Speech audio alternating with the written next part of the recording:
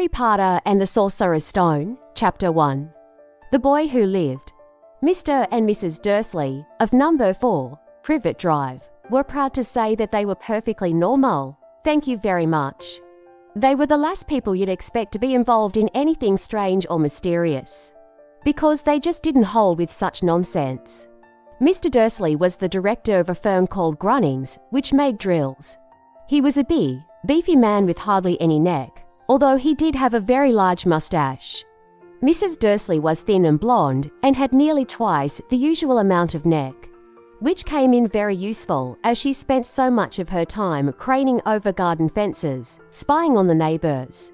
The Dursleys had a small son called Dudley, and in their opinion, there was no finer boy anywhere. The Dursleys had everything they wanted, but they also had a secret, and their greatest fear was that somebody would discover it. They didn't think they could bear it if anyone found out about the Potters. Mrs. Potter was Mrs. Dursley's sister, but they hadn't met for several years. In fact, Mrs. Dursley pretended she didn't have a sister because her sister and her good-for-nothing husband were as un-Dursleyish as it was possible to be. The Dursleys shuddered to think what the neighbours would say if the Potters arrived in the street. The Dursleys knew that the Potters had a small son, too, but they had never even seen him. This boy was another good reason for keeping the Potters away. They didn't want Dudley mixing with a child like that. When Mr. and Mrs. Dursley woke up on the dull, greatest day our story starts, there was nothing about the cloudy sky outside to suggest that strange and mysterious things would soon be happening all over the country. Mr. Dursley hummed as he picked out his most boring tie for work, and Mrs. Dursley gossiped away happily as she wrestled a screaming Dudley into his high chair. None of them noticed a large, tawny owl flutter past the window. At 8:30, Mr. Dursley picked up his briefcase, pecked Mrs. Dursley on the cheek, and tried to kiss Dudley goodbye but missed, because Dudley was now having a tantrum and throwing his cereal at the walls. "Little tyke," Chaw told Mr. Dursley as he left the house. He got into his car and backed out of number 4's drive. It was on the corner of the street that he noticed the first sign of something peculiar, a cat reading a map. For a second, Mr. Dursley didn't realise what he had seen, then he jerked his head around to look again. There was a tabby cat standing on the corner of Privet Drive, but there wasn't a map in sight. What could he have been thinking of? It must have been a trick of the light. Mr. Dursley blinked and stared at the cat.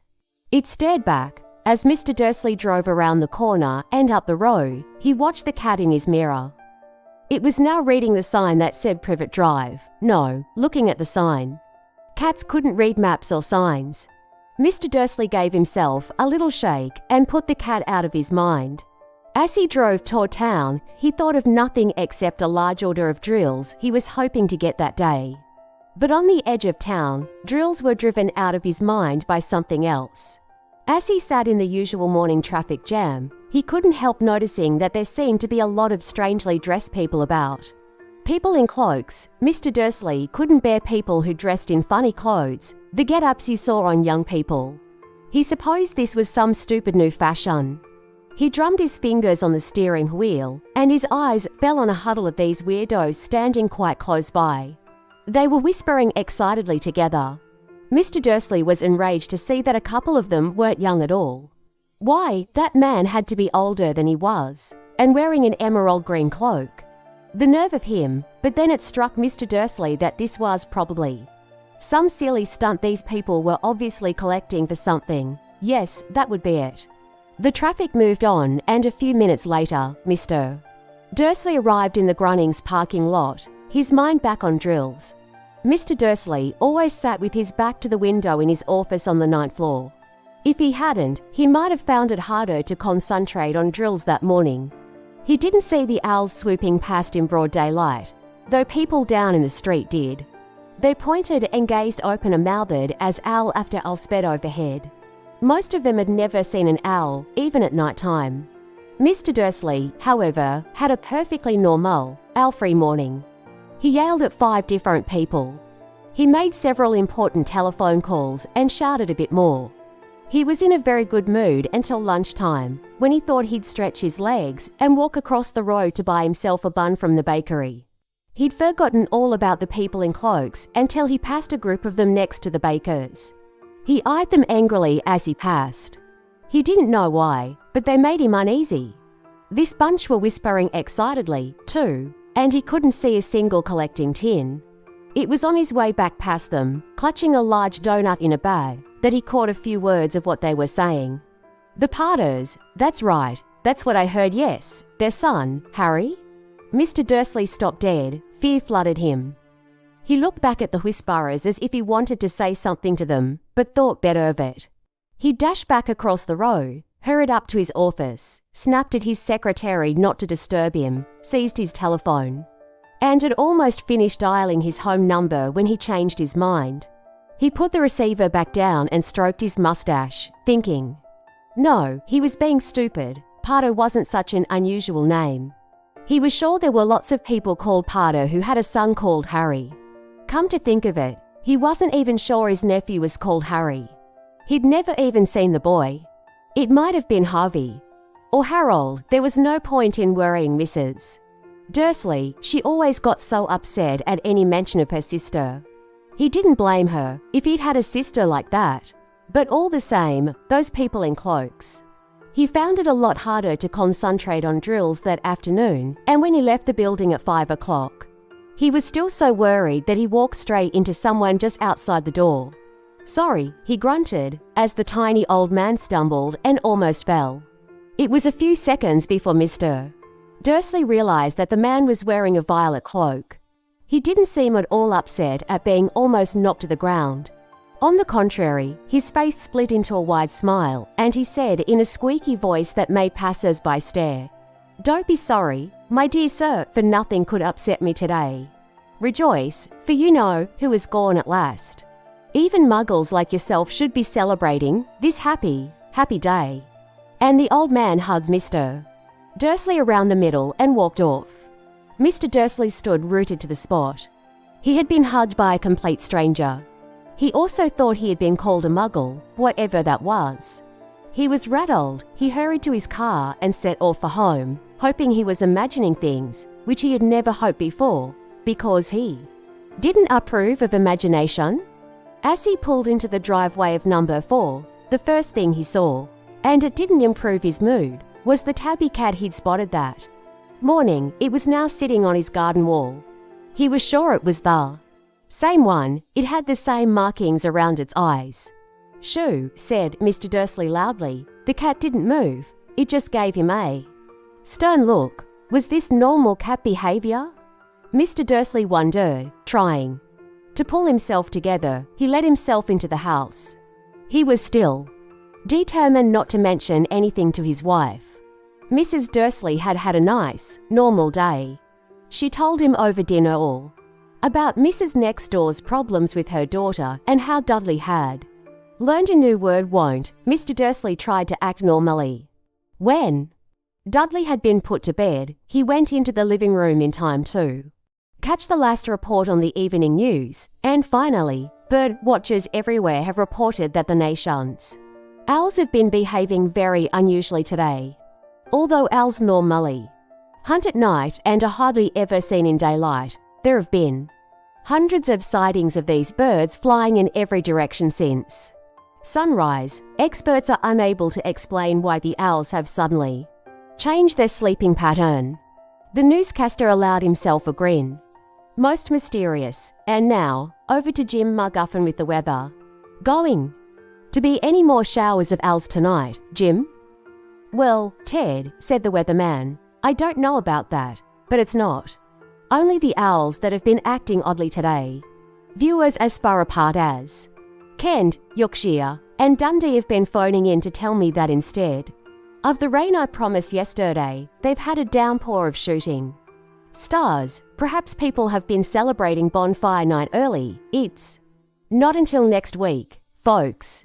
But I can promise a wet night tonight. Mr. Dursley sat frozen in his armchair.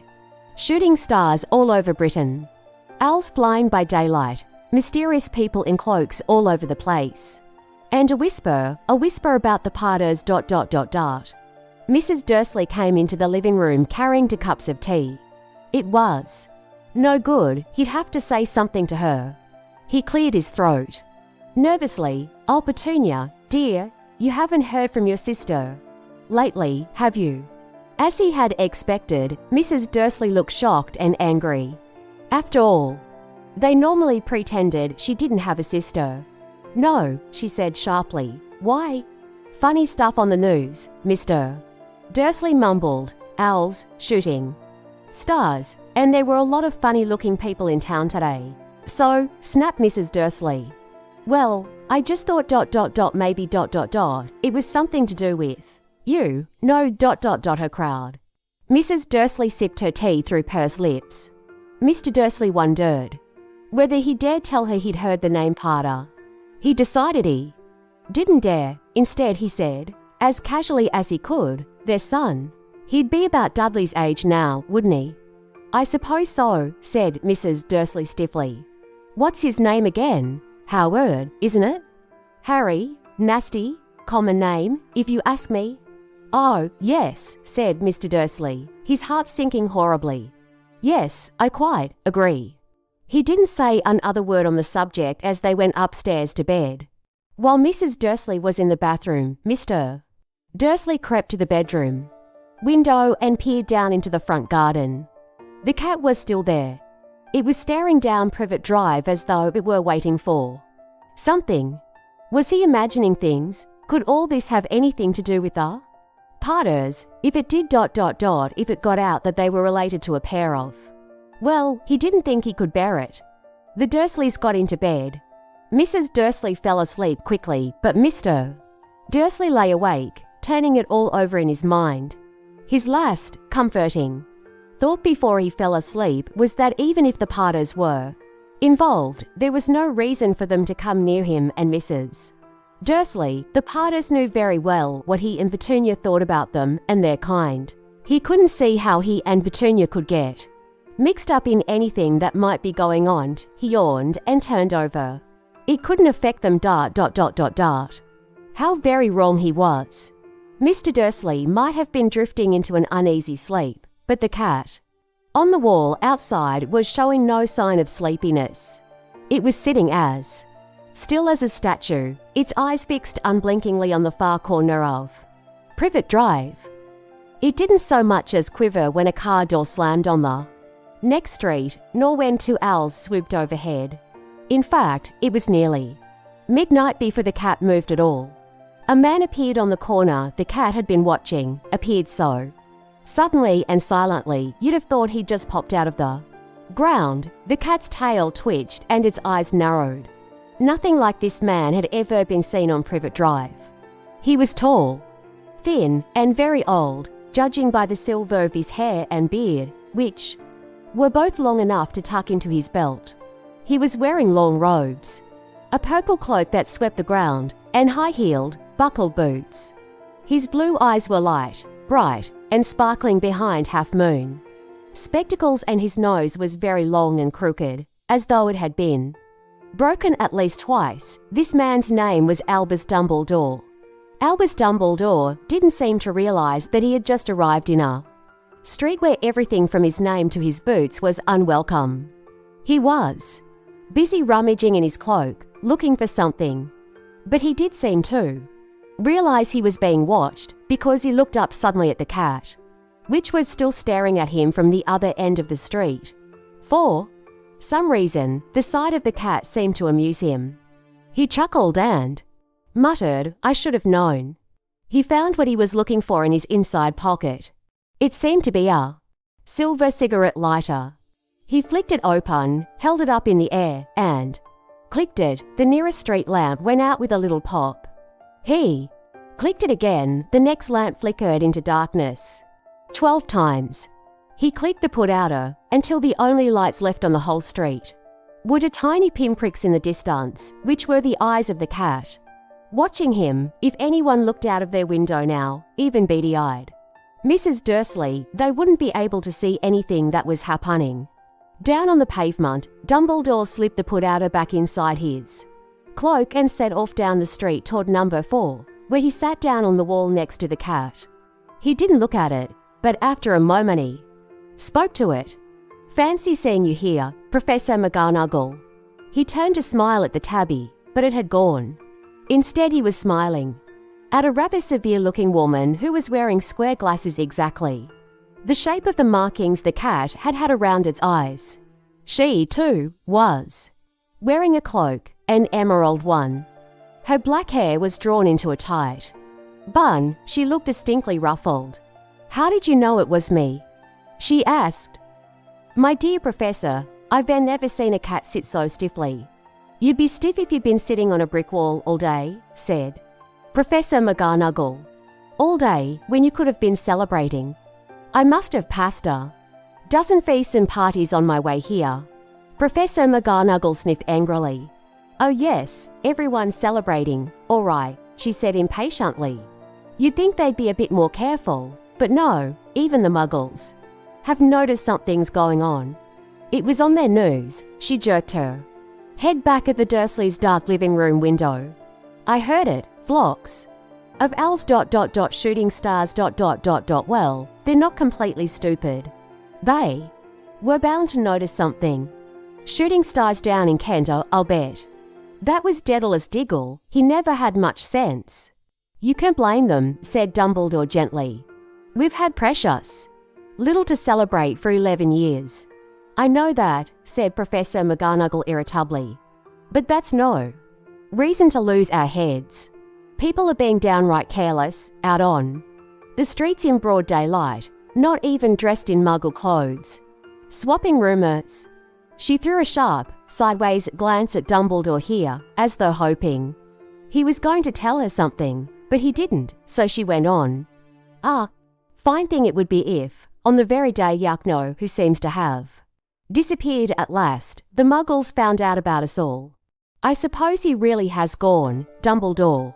"It certainly seems so," said Dumbledore. "We have much to be thankful for. Would you care for a lemon drop?" "A what?" "A lemon drop. They're a kind of muggle sweet I'm rather fond of." "No, thank you," said Professor McGonagall coldly, as though she didn't think this was the moment for lemon drops. "As I say, even if you know who has gone, my dear Professor, surely a sensible person like yourself can call him by his name, all this you know who nonsense. For 11 years I have been trying to persuade people to call him by his proper name, Voldemort."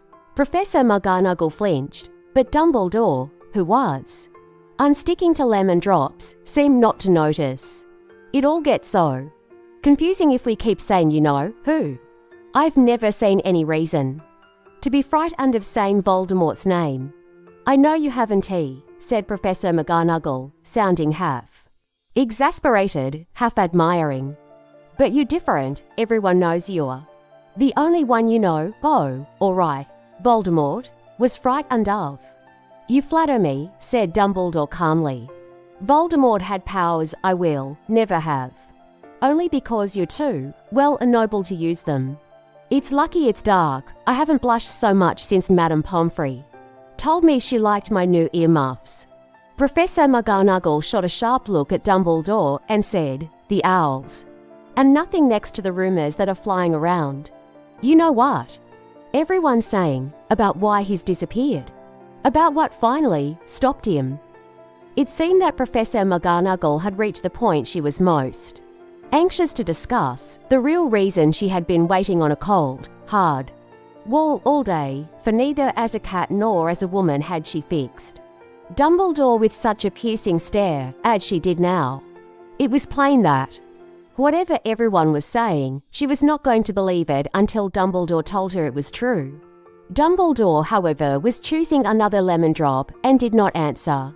"What they're saying," she pressed on, "is that last night Voldemort turned up in Godric's Hollow.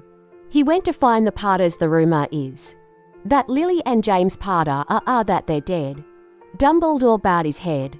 Professor McGonagall gasped. "Lily and James, I can't believe it. I didn't want to believe it."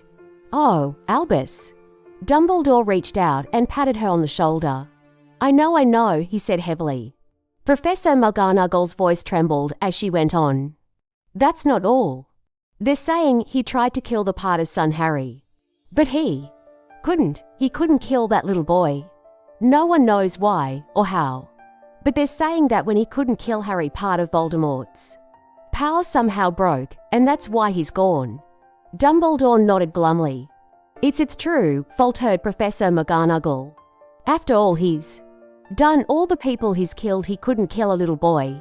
It's just astounding of all the things to stop him, but how in the name of heaven did Harry survive? We can only guess, said Dumbledore. We may never know. Professor McGonagall pulled out a lace handkerchief and dabbed at her eyes beneath her spectacles. Dumbledore gave a great sniff as he took a golden watch from his pocket and examined it. It was a very odd watch. It had 12 hands but no numbers. Instead, little planets were moving around the edge. It must have made sense to Dumbledore, though, because he put it back in his pocket and said, Hagrid's late. I suppose it was. He who told you I'd be here, by the way. Yes, said Professor McGonagall. And I don't suppose you're going to. Tell me why you're here, of all places. I've come to bring Harry to his aunt and uncle. They're the only family he has left now. You don't mean you can't mean the people who live here? Cried Professor McGonagall, jumping to her feet and pointing at number 4. Dumbledore, you can't. I've been watching them all day. You couldn't find two people who are less like us. And they've got this son I saw. Him kicking his mother all the way up the street, screaming for sweets. Harry Potter come and live here. It's the best place for him, said Dumbledore firmly. His aunt and uncle will be able to explain everything to him when he's older. I've written them a letter. A letter, repeated Professor McGonagall faintly, sitting back down on the wall. Really, Dumbledore, you think you can explain all this in a letter? These people will never understand him. He'll be famous, eh? Legend. I wouldn't be surprised if today was known as Harry Potter Day. In the future, there will be books written about Harry. Every child in our world will know his name. Exactly, said Dumbledore, looking very seriously over the top of his half-moon glasses. It would be enough to turn any boy's head. Famous before he can walk and talk. Famous for something he won't even remember. Carrot, you see how much better off he'll be, growing up away from all that until he's ready to take it. Professor McGonagall opened her mouth, changed her mind, swallowed, and then said, Yes, you're right, of course. But how is the boy getting here, Dumbledore? She eyed his cloak suddenly, as though she thought he might be hiding Harry underneath it. Hagrid's bringing him. You think it wise to trust Hagrid with something as important as this? I would trust Hagrid with my life, said Dumbledore. I'm not saying his heart isn't in the right place, said Professor McGonagall grudgingly, but you can't pretend he's not careless.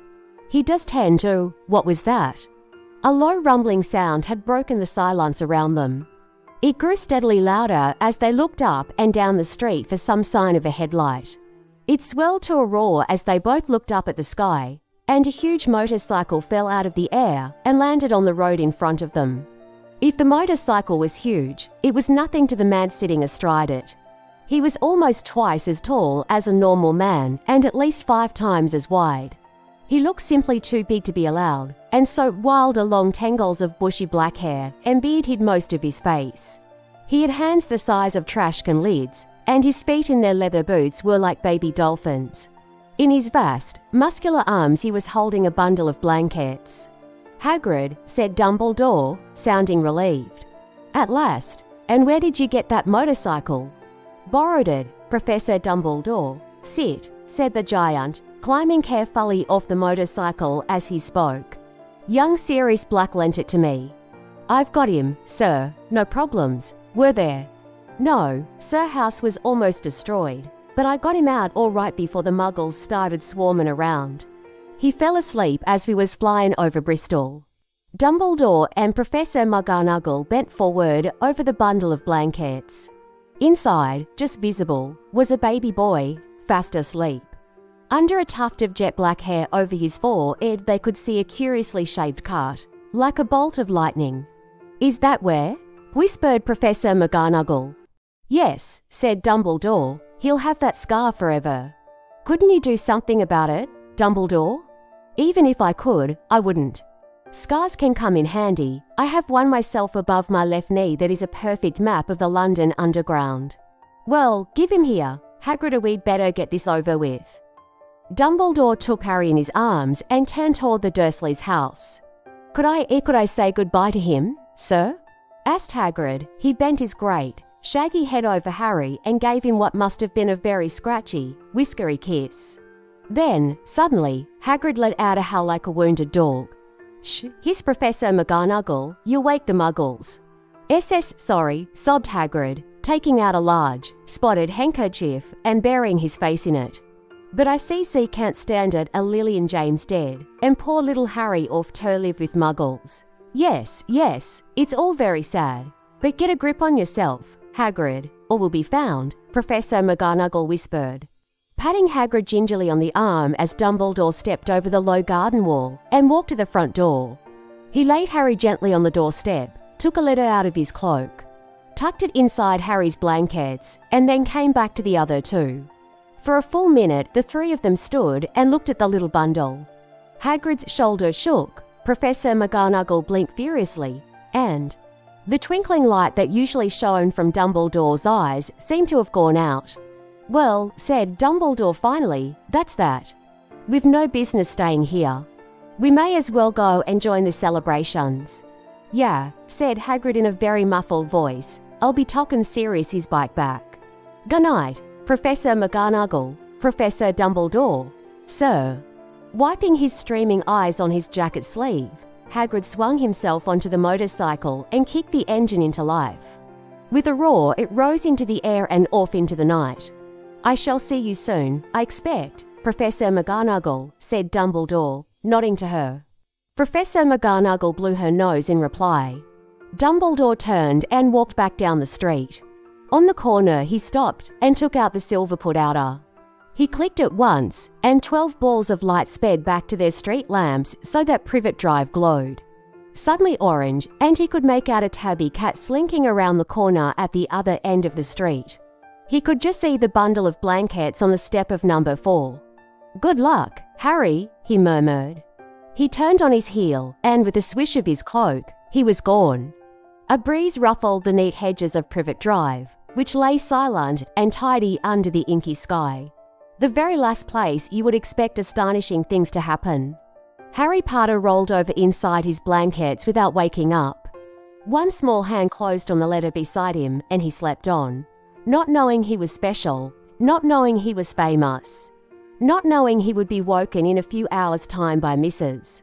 Dursley's scream as she opened the front door to put out the milk bottles, nor that he would spend the next few weeks being prodded and pinched by his cousin Dudley. He couldn't know that at this very moment, people meeting in secret all over the country were holding up their glasses and saying in hushed voices, "To Harry Potter, the boy who lived."